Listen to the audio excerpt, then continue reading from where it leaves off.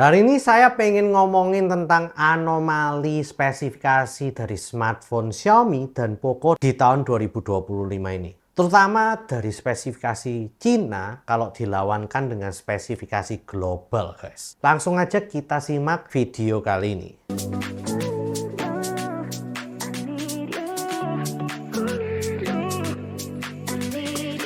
Yo guys, balik lagi dengan Billy di sini, dan kali ini kita akan membahas tentang anomali spesifikasi Xiaomi Poco Cina versus global. Oke, jadi ya menurut saya ini udah seneng banget dengan spesifikasi smartphone Poco dan juga Xiaomi dari Cina, guys.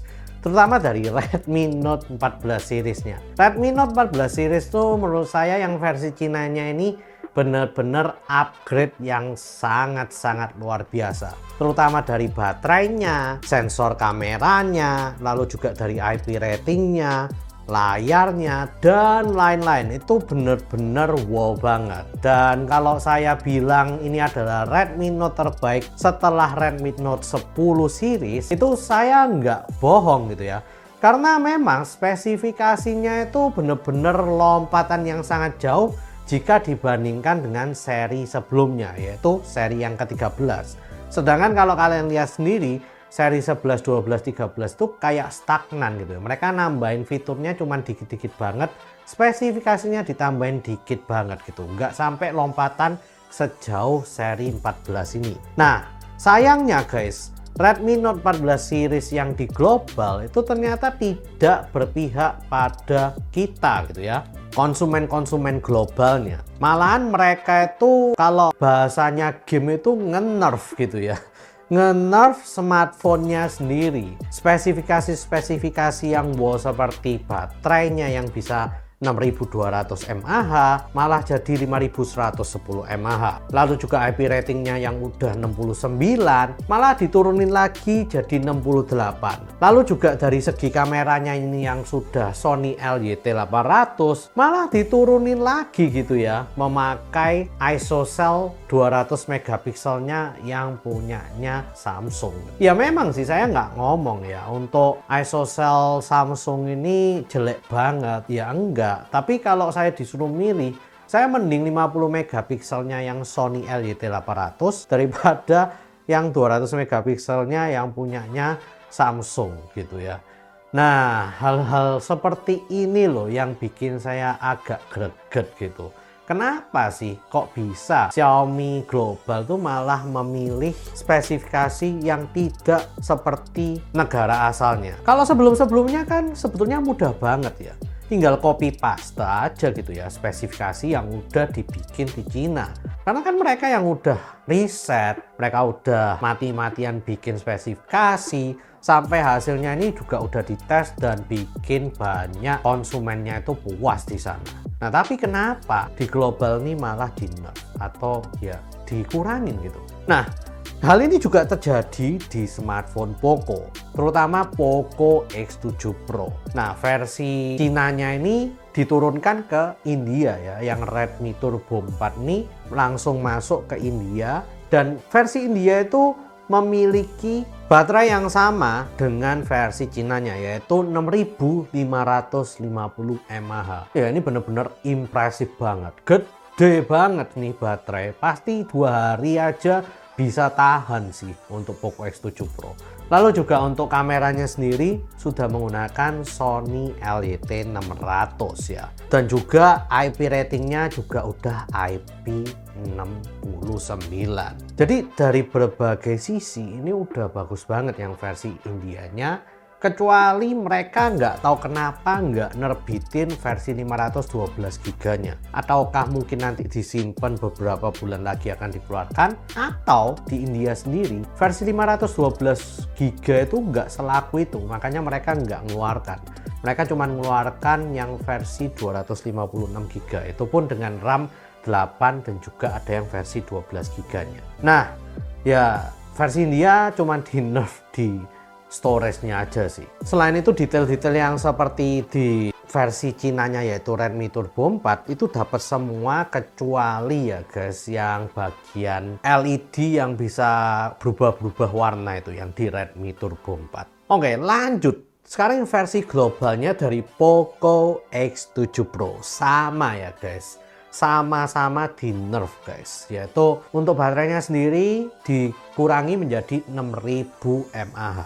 Nah, lalu juga untuk IP ratingnya dikurangi juga menjadi 68 saja. Dan juga untuk sensor kameranya sendiri ini juga menjadi Sony IMX882. Memang kalau kalian lihat sendiri, IMX882 itu dengan LYT600 itu sebetulnya cuma beda nama ya. Tapi saya yakin yang LYT600 ini pasti ada ditambahin sesuatu supaya bisa lebih bagus sedikit lah.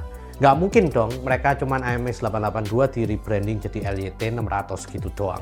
Pasti ada sesuatu yang ditambah. Nah, dari sana kita mungkin bisa berspekulasi. Kira-kira kenapa sih kok yang pasar global nih dikurangi spesifikasinya dan diubah lebih jelek gitu ya daripada spesifikasi yang aslinya di Cina atau di India sana. Bahkan yang versi India sendiri ya, Redmi Note 14 series itu juga mengikuti yang versi Cinanya guys. Oleh karena itu saya waktu lihat tuh saya yakin banget, wah ini pasti bagus ini kalau masuk Indonesia, masuk global ini wow banget. Tapi ternyata di nerf gitu yang versi globalnya, dan kayaknya Indonesia nih ngikutin yang versi global ini yang menyedihkannya di sini. Oke, kita lihat spekulasi dari saya ya, atau kira-kira tebakan saya. Ini tebakan sotoy saya. Saya memiliki 3 tebakan sotoy. Yang pertama adalah mereka ingin mempertahankan harga tanpa harus mengurangi kualitas dari smartphone-nya yang sebelumnya ya guys. Ingat ya, dari smartphone-nya yang sebelumnya. Jadi yang versi yang baru ini mereka itu ingin mempertahankan harga dari yang sebelumnya. Kalau misalnya sebelumnya cuma $300, ya mereka pingin yang sekarang ini juga $300.